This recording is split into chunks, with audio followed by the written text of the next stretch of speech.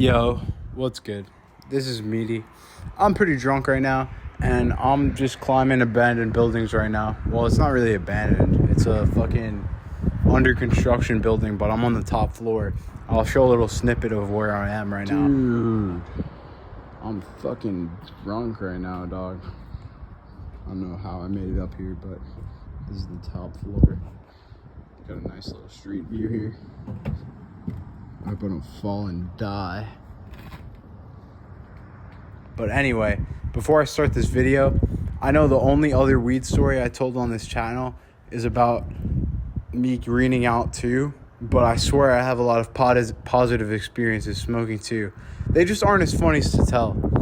But anyway, today I'll be talking about my first time smoking weed, more specifically smoking actual flower.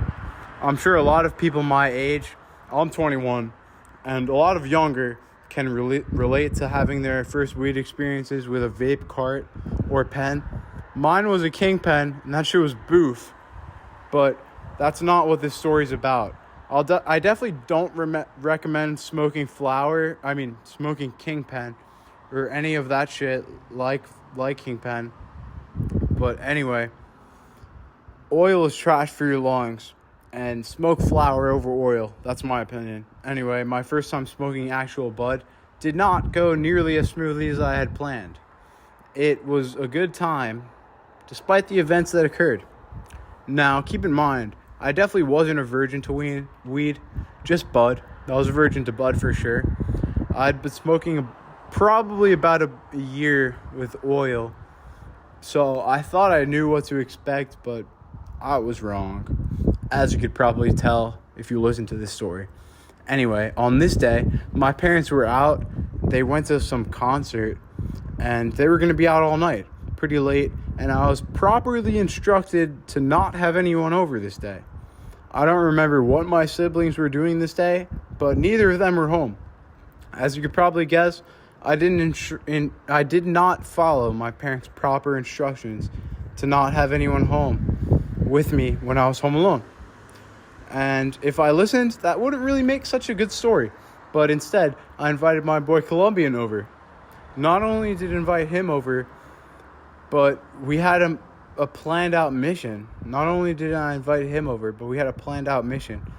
As I knew my parents weren't going to be home. We planned this shit out all week. I'd been waiting to try real herb.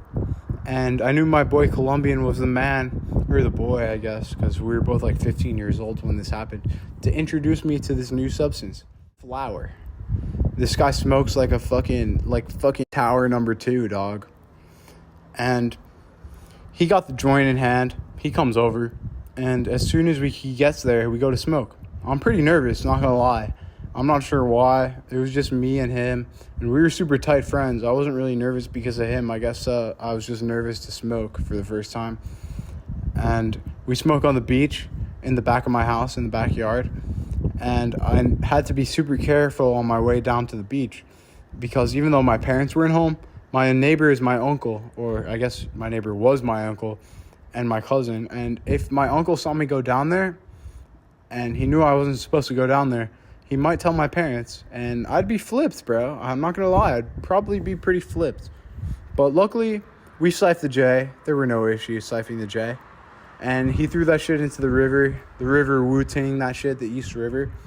And yeah, that's pretty much it. I might have a little clip about that. But after we smoked, we went back into my basement, which was the chill spot. I might have discussed this a little bit on this channel.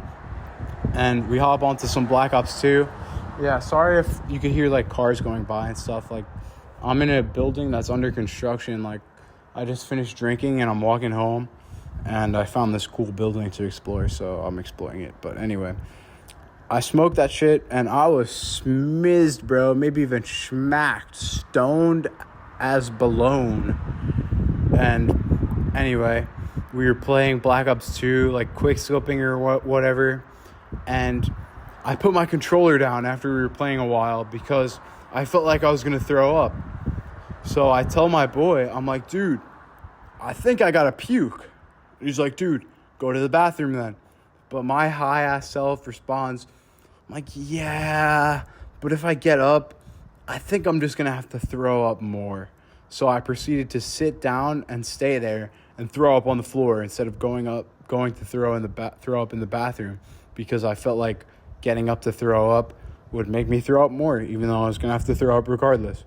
Colombian was like, dude, why the flip didn't you just go to the bathroom? That's not an exact quote, by the way, if you couldn't tell.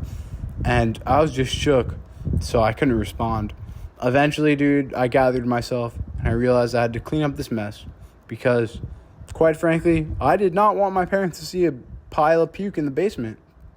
It took a while, but I eventually got it cleaned up. I didn't really feel any better after I cleaned it up, but it was all cleaned up. And we played a little bit more Black Ops, and my parents came home eventually. By then, I was feeling all right. I probably just told them I was tired and wouldn't want to talk to them, so I just went to bed. But in the end of the story, that was a huge L, but definitely not nearly as bad as the Qdoba situation, because at least I was at home this time. If you listened to this and enjoyed the video, good shit. You probably have a schlong like me, a fucking meatsicle, if you know what I'm talking about. But you'd probably like to listen to my Qdoba situation video, where I grin out much harder than this, because as the title ensues, I was at a Qdoba, not at home.